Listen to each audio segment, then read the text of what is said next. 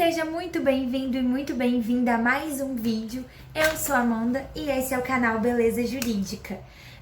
Como eu disse no vídeo anterior, nós iremos falar sobre direito penal aqui nesse canal.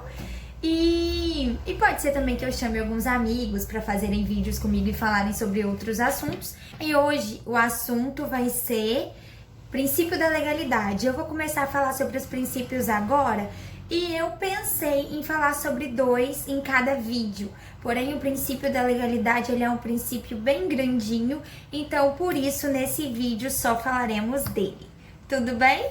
Se você ainda não assistiu e se esse assunto for do seu interesse, o nosso primeiro vídeo foi sobre conceito e fontes do direito penal. Eu vou deixar o link aqui embaixo no box, na descrição do vídeo, e espero que seja muito útil para você. Então vamos lá. Falando sobre o princípio da legalidade, que é um dos princípios mais importantes, se não o mais importante, do direito penal. Vamos lá, onde que está previsto o princípio da legalidade? Ele está previsto em dois lugares no nosso vade-mecum. Ele está previsto no artigo 5º, inciso 39, e no primeiro artigo do Código Penal. E aí você vai perceber que o texto é basicamente o mesmo. No artigo 5º, inciso 39 da Constituição Federal, diz o seguinte: não há crime sem lei anterior que o defina, nem pena sem prévia cominação legal.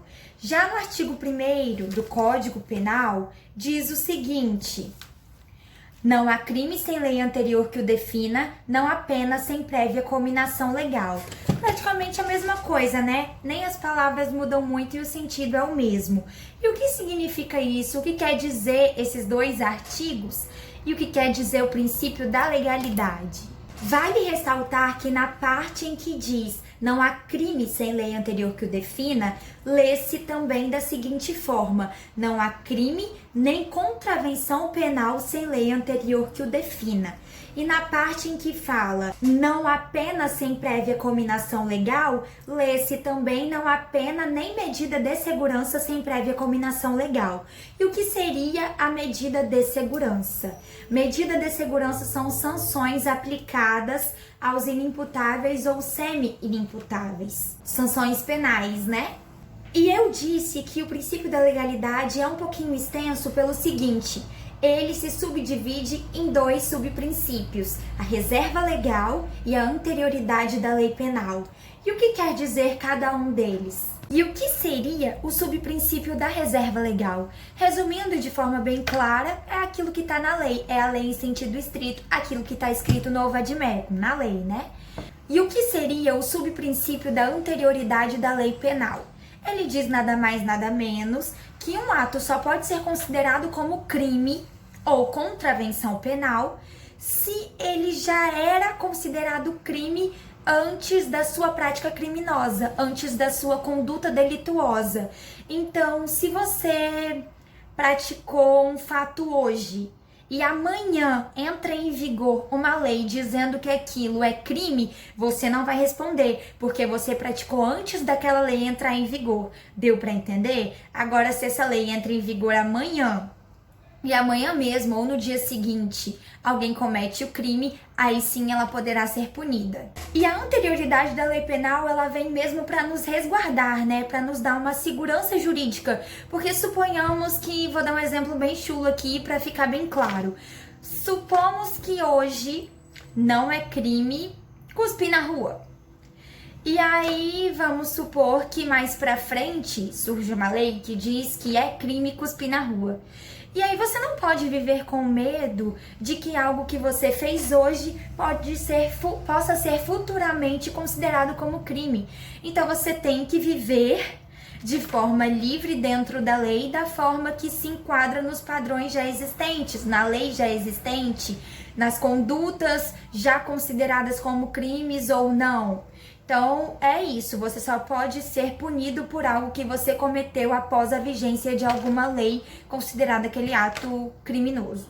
Então, a lei ela tem que ser prévia, né? Prévia à conduta criminosa que você vai praticar, que o indivíduo vá a praticar, vai cometer. E a lei pode retroagir, porque você não pode ser punido por algo que futuramente será criminalizado. Mas e se você cometeu um crime E aí entra em vigor uma nova lei, trazendo uma pena mais baixa, ou até mesmo abolindo aquele crime que você tá preso, que você tá respondendo por aquilo. A lei pode retroagir? Nesse caso, ela pode. Para benefício do réu, a fim de beneficiar, a lei pode sim retroagir, mas só a fim de beneficiar. Se você, eu vou dar só um exemplo, tá? Os valores não são esses. Suponhamos que você cometeu um roubo e a pena era de 5 a 10 anos. E aí você tá cumprindo essa pena dentro desse limite, dentro desse patamar. E aí surge uma lei menos gravosa que diz que no crime de roubo a pena será de 3 a 4 anos. Não é mais benéfica? Sendo que no primeiro caso, você pegou a pena quando a pena mínima era de 5 anos. Deu para entender? Então essa nova lei será mais benéfica, então ela será aplicada a você e você poderá se beneficiar sim dessa lei. Mas e se você cometeu um crime e a pena foi de 5 a 10 anos e agora surgiu uma lei mais gravosa, colocando a pena de 7 a 14 anos, por exemplo? Você irá se prejudicar por conta dessa lei? Não, não mesmo, porque a lei só retroage para benefício do réu, não para prejudicar ele. Então, essa lei mais rigorosa só passará a vigorar para quem cometer esse crime a partir de seu vigor e não vai atender as pessoas que já haviam praticado o mesmo crime. Deu para entender? E aproveitando esse gancho em que eu disse que a reserva legal é a lei em sentido estrito e tudo mais, e as MPs, as medidas provisórias, elas podem tratar de matéria penal? A resposta é depende. Se for para benefício do réu, pode sim, mas se for para prejudicar, aí não pode não. Então, se cair na sua prova, se medidas provisórias podem tratar de matéria penal, se for para benefício do réu, elas podem sim. Caso contrário, não podem não. Esse é o entendimento pacificado do STF. E agora vamos falar sobre normas penais em branco. O que seriam as normas penais em branco? A norma penal em branco, ela não pode ser aplicada sozinha, ela depende de uma complementação.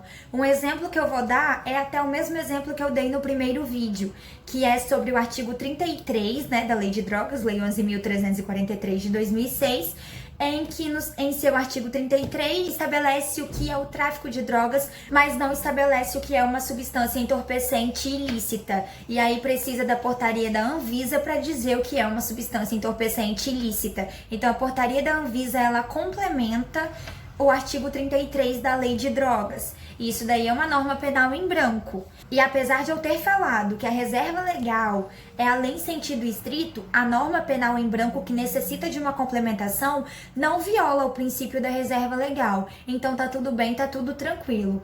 E a norma penal em branco, ela pode se dividir em duas. Norma penal em branco heterogênea, norma penal em branco homogênea. Ou homogênea ou homóloga, heterogênea ou heteróloga. E a norma penal em branco, homogênea ou homóloga, ela acontece quando a complementação vem do mesmo órgão. E aí, a norma penal em branco heterogênea ou heteróloga acontece exatamente o contrário. Vem quando a complementação vem de outro órgão, assim como aconteceu na Lei de Drogas e a Anvisa, que aí vai ser uma norma penal em branco, heterogênea ou heteróloga. E um exemplo de norma penal em branco, homogênea ou homóloga é o exemplo do peculato no Código Penal, no artigo 312, que diz: apropriar-se o funcionário público de dinheiro, valor ou outro bem em que tem razão do cargo, enfim. E quem seria o funcionário público? E aí no próprio Código Penal estabelece quem é funcionário público. E eu disse para você que a norma penal em branco é a norma que depende de uma complementação, o artigo é a lei que depende de uma complementação, e o que seria a norma penal em preto? A norma que é completa, ela não precisa de complementação nenhuma. E uma coisa que eu esqueci de falar pra você e eu vou te falar agora. Eu disse que a lei penal pode retroagir para beneficiar o réu, isso pode acontecer até em casos em que já houve sentença condenatória transitada em julgado. Então, isso aí, a sentença condenatória penal transitada em julgado não vai atrapalhar o réu de receber esse benefício da nova lei mais benéfica. E a mesma coisa se aplica ao abolício criminis, que é a lei que vai abolir uma conduta, que a conduta já não vai ser mais considerada como crime. Um exemplo disso é o adultério, que deixou de ser crime em 2005. O adultério passou a ser algo de aceitação pela sociedade, então já não fazia mais sentido manter presa uma pessoa por algo que as pessoas não consideravam mais como crime. Só para eu dar esse exemplo para vocês.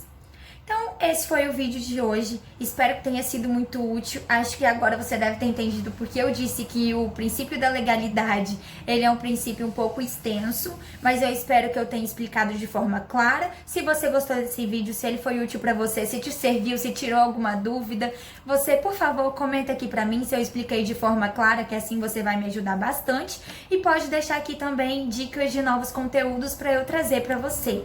No mais, eu espero que esse conteúdo tenha sido muito útil, que eu consiga ter passado de forma clara. Fico com Deus, beijos e bons estudos.